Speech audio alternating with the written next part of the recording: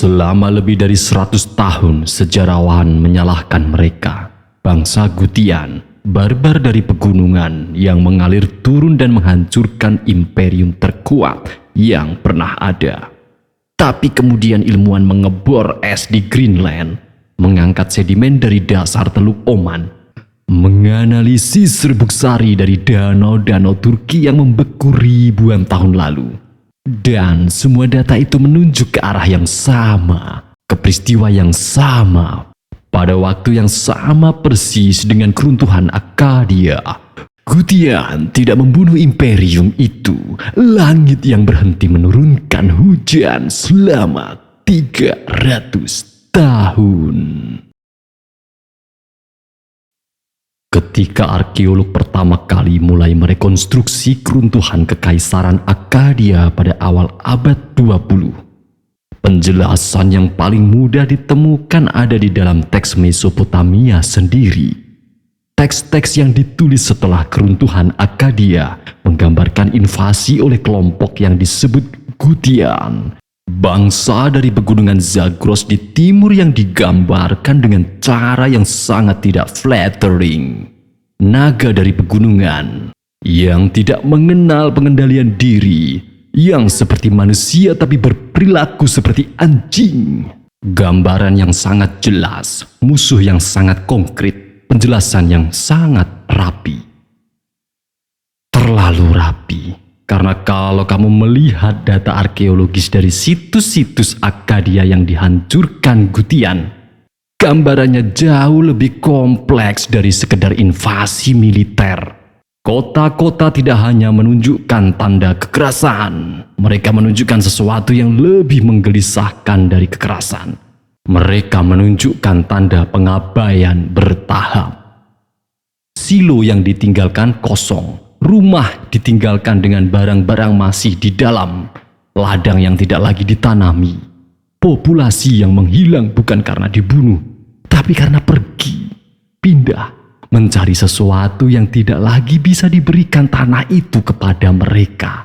Air dan makanan yang tumbuh dari air, ini bukan tanda invasi, ini tanda migrasi massal, karena sesuatu yang jauh lebih mendasar dari tentara. Titik balik dalam pemahaman kita tentang keruntuhan Akkadia dimulai dari satu situs arkeologis di Suriah Utara, Tel Leilan. Bukit arkeologis di kawasan yang sekarang adalah wilayah timur laut Suriah, dekat perbatasan dengan Turki. Pada periode Akkadia, kota yang ada di sini yang diidentifikasi sebagai kota kuno Segna, kemudian diganti namanya menjadi Subat Enlil oleh Raja Akkadia, adalah salah satu pusat pertanian terpenting di seluruh imperium. Kawasan ini adalah lumbung pangan Akkadia, wilayah yang cukup hujan untuk pertanian tanpa irigasi, sangat langka di kawasan timur dekat, dan sangat berharga bagi imperium yang bergantung pada pasokan biji-bijian dalam jumlah besar.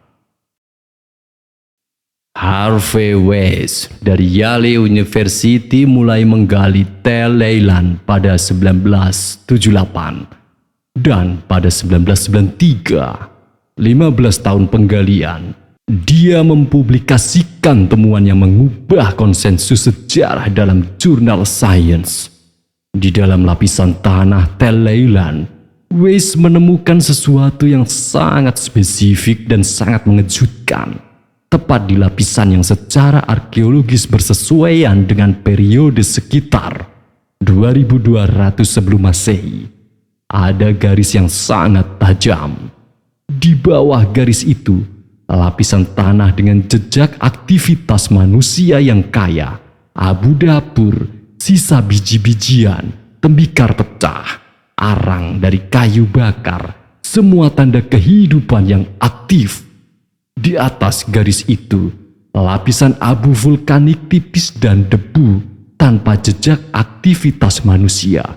Tidak ada biji-bijian, tidak ada tembikar baru, tidak ada arang, tidak ada apa-apa. Kota itu tidak dihancurkan, Dia tidak dibakar, tidak ada tanda pertempuran. Ia hanya berhenti dalam satu periode waktu yang sangat singkat dalam skala arkeologi. Berhenti dan tidak dilanjutkan selama sekitar 300 tahun. Weiss kemudian menganalisis komposisi debu di lapisan itu, dan yang dia temukan membuka pintu untuk pertanyaan yang jauh lebih besar dari satu kota yang ditinggalkan. Ini bagian yang paling penting dari episode ini, dan kamu perlu ikuti dengan teliti, karena kekuatan argumen ini bukan dari satu bukti, tapi dari 3 bukti independen yang tidak saling terhubung secara metodologi, tapi menunjuk ke kesimpulan yang sama. Saksi pertama, es Greenland. Inti es Greenland, silinder es panjang yang dibor dari lapisan es yang terbentuk selama ratusan ribu tahun, adalah salah satu arsip iklim paling akurat yang kita miliki. Setiap lapisan es mempresentasikan 1 tahun, dan komposisi kimia setiap lapisan mencerminkan kondisi atmosfer pada tahun itu. Pada lapisan yang bersesuaian dengan sekitar 2200 sebelum Masehi, ada lonjakan tajam dalam konsentrasi debu dan partikel tertentu yang konsisten dengan kondisi atmosfer yang jauh lebih kering dan lebih berdebu di kawasan Timur Tengah. Artinya, vegetasi berkurang gratis, tanah kering dan terbuka, angin membawa lebih banyak partikel ke atmosfer. Saksi kedua, sedimen Teluk Oman. Pada tahun 2000, tim yang dipimpin oleh Heidi Cullen dari Lemon Doherty Earth Observatory Columbia University mempublikasikan analisis inti sedimen dari dasar Teluk Oman dalam jurnal geologi. Sedimen dasar laut adalah arsip yang berbeda dari es, tapi tidak kurang akuratnya. Partikel debu yang terbawa angin dari daratan mengendap di dasar laut dan bisa dianalisis komposisinya. Pada lapisan yang bersesuaian dengan 2200 sebelum Masehi, ada lonjakan besar dalam konsentrasi partikel dolomit dari kawasan Mesopotamia dan Arabia.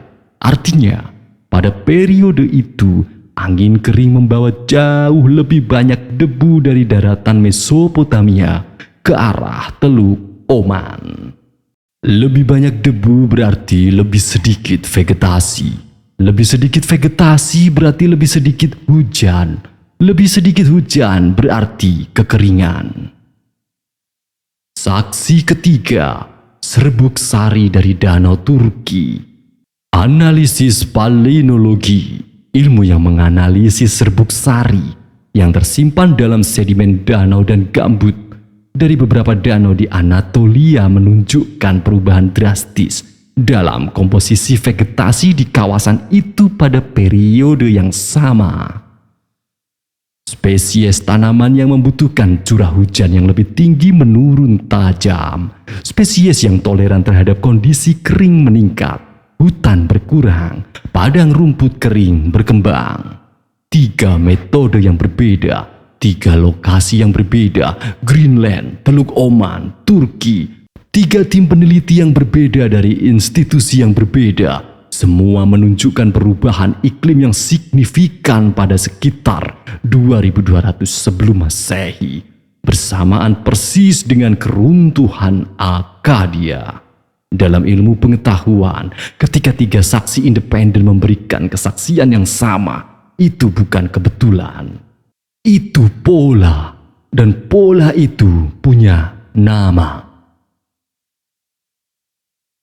Dalam paleoklimatologi, ilmu yang mempelajari iklim masa lalu, peristiwa ini sekarang punya nama resmi, The 4.2 Kiloyear Event. Peristiwa 4200 tahun yang lalu, periode kekeringan dan ketidakstabilan iklim yang berlangsung antara 100 hingga 300 tahun, tergantung lokasi dan metode pengukuran yang mempengaruhi kawasan yang sangat luas dari Mediterania hingga Asia Selatan.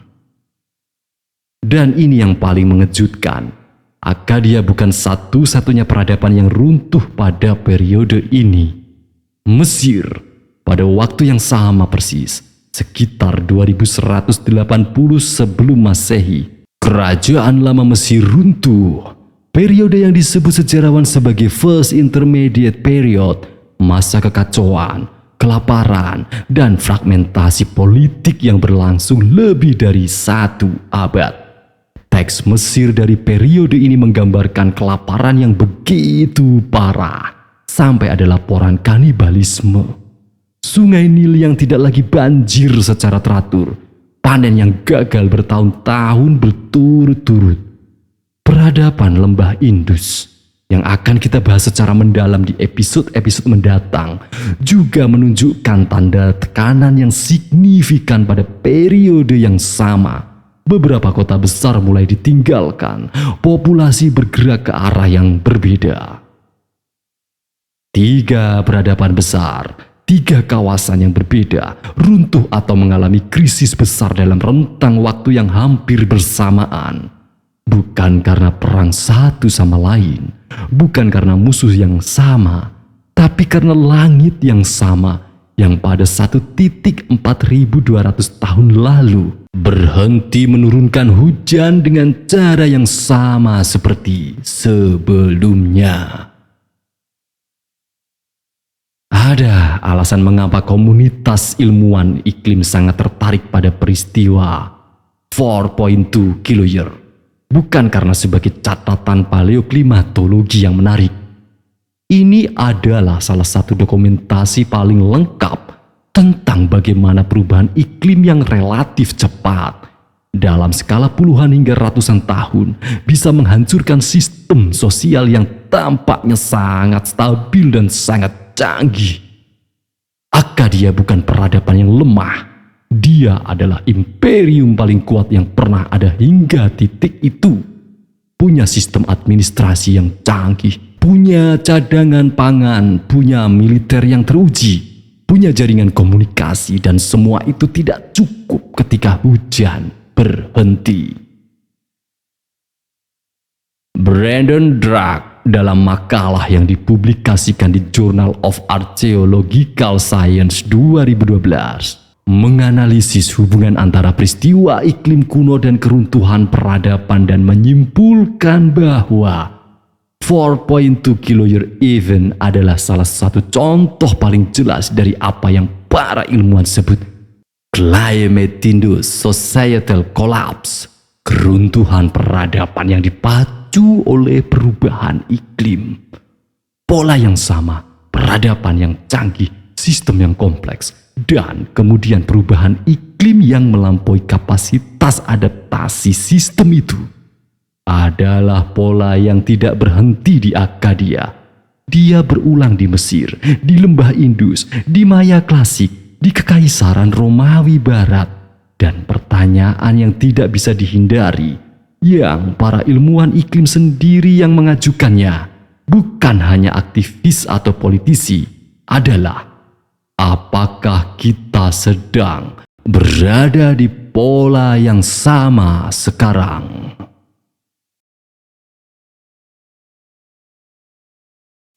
Gutian akhirnya masuk ke Mesopotamia dan mengambil kekuasaan. Itu benar, itu terdokumentasi. Tapi mereka tidak membunuh Akkadia. Mereka hanya masuk ke ruangan yang sudah kosong, yang sudah ditinggalkan oleh populasi yang tidak lagi bisa bertahan di tanah yang tidak lagi bisa memberi mereka makan. Gutian adalah gejala, bukan penyebab. Dan orang-orang Akkadia yang menulis tentang Gutian sebagai barbar yang menghancurkan segalanya mungkin tidak sepenuhnya berbohong.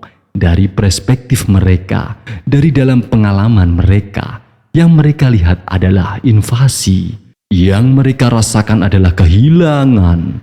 Mereka tidak punya data inti es, tidak punya analisis sedimen, tidak punya palinologi. Mereka hanya tahu bahwa hujan berhenti, panen gagal, kota-kota kosong, Dan kemudian orang-orang dari pegunungan datang. Mereka menyalahkan orang-orang pegunungan karena orang-orang dari pegunungan bisa dilihat, bisa diidentifikasi, bisa diberi nama. Iklim tidak bisa diberi nama sampai 4.000 tahun kemudian. Ketika kita mengebor es di Greenland dan menemukan buktinya, dan baru menyadari bahwa kita sudah menyalahkan orang yang salah selama ratusan tahun.